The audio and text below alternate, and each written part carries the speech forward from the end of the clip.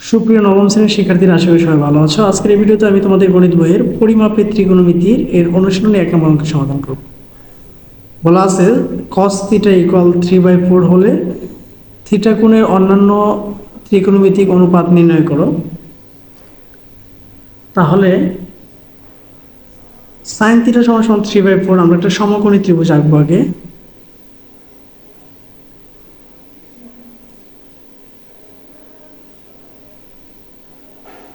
আমরা জানি সমকোণী ত্রিভুজের তিনটি বাহু এবি বাহু, বিসি বাহু, এসি বাহু। এর মধ্যে কোন পিনটা ধরলাম হচ্ছে সমকোণ মানে 90 ডিগ্রি, আর কোন সি এর মধ্যে ধরে নেওয়া হচ্ছে থিটা। এখন cos θ সূত্র হচ্ছে ভূমি বাই অতিভুজ। ভূমি বাই হচ্ছে অতিভুজ, তাহলে ভূমি হচ্ছে 3 আর অতিভুজ হচ্ছে কি 4। তাহলে আমরা দেখতে পারি এখানে মনে করি এ বি সি একটি ত্রিভুজ, কোন সি সমান থিটা। মনে করি এ বি সি একটি ত্রিভুজ, কোন সি সমান থিটা। ঠিক আছে, তো দেওয়া আছে cos θ সমান 3/4। 3/4, ঠিক আছে। তাহলে 3 হচ্ছে কি ভূমি আর অতিভুজ হচ্ছে কি 4। সুতরাং ভূমি 3 আর অতিভুজ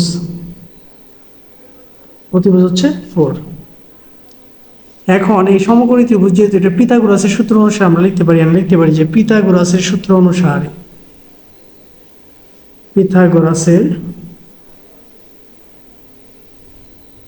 অনুসারে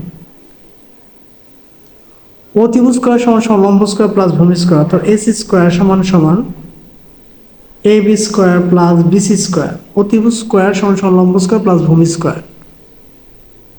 তো এখানে মান দেওয়া আছে, অতিভুজের মান দেওয়া হচ্ছে 4, তাহলে লিখতে পারি 4 স্কয়ার।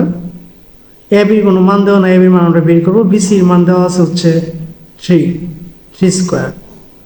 আমরা এখানে লিখতে পারি 4 4 হচ্ছে 16 সমান এ বি স্কয়ার প্লাস এখানে হচ্ছে 9 স্কয়ার, মানে শুধু 9, বা 16 - 9 সমান হচ্ছে এ বি স্কয়ার।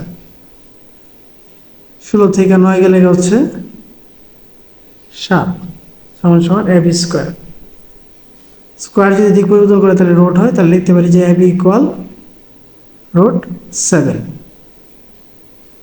তাহলে এ বির মান বের করতে হচ্ছে √7। এখন আমাকে প্রশ্নের মধ্যে বলে দিয়েছিল যে অন্যান্য ত্রিকোণমিতির অনুপাত নির্ণয় করো। অন্যান্য যে ত্রিকোণমিতিকগুলো আছে, যেমন কি কি ত্রিকোণমিতিকগুলো আছে আমরা যদি খেয়াল করি, আছে হচ্ছে আমরা এখানে লিখতে পারি অন্যান্য ত্রিকোণমিতিক যেগুলো আছে।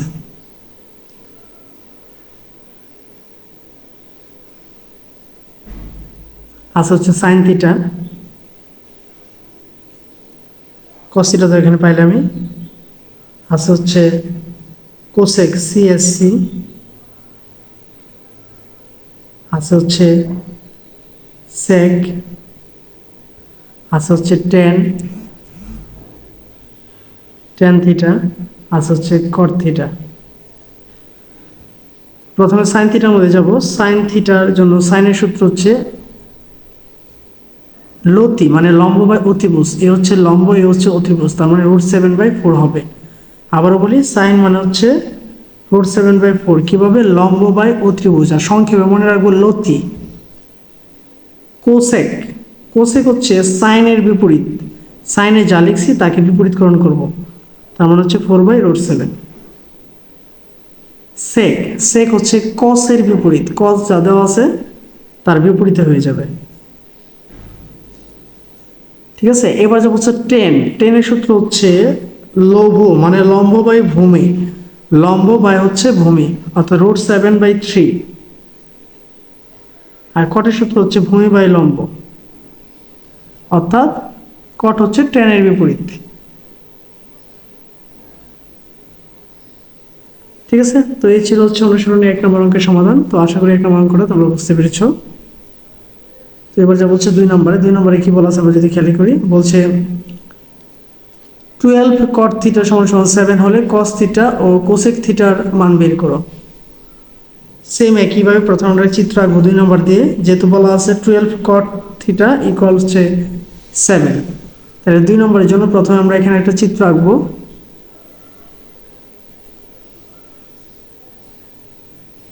আমরা চিত্র এঁকে নিব এ বি সি।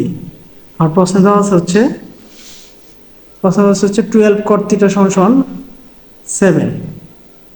তাহলে আমরা এখানে লিখতে পারি এরকম যে 12 cot থিটা সমান যদি 7 হয়, তাহলে শুধু cot থিটা মান হচ্ছে 7/12।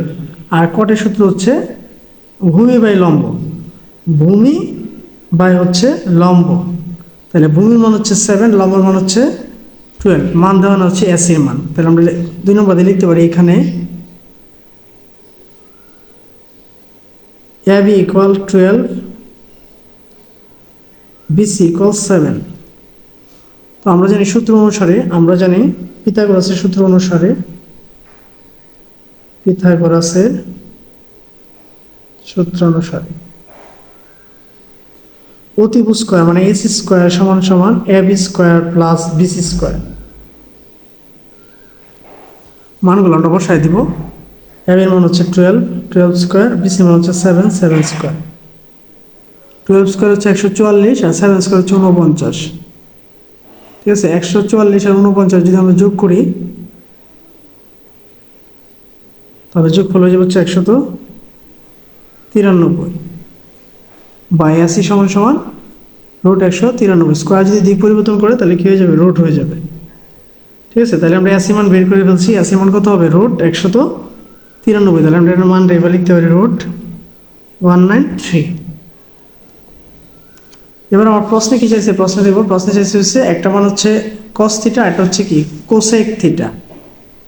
তাহলে আমরা লিখতে পারি সুতরাং কস থিটা,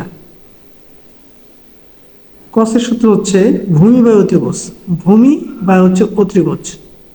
তাহলে ভূমি বাই অতিভুজ যদি দেই তাহলে কি হবে 7/√193। তাহলে একটা হচ্ছে কস থিটা, এটা বলছে হচ্ছে কি কোসেক। কোসেক থিটার সূত্র হচ্ছে অতিভুজ বাই লম্ব। তাহলে অতিভুজ বাই লম্ব হলে কত হবে, √193/12।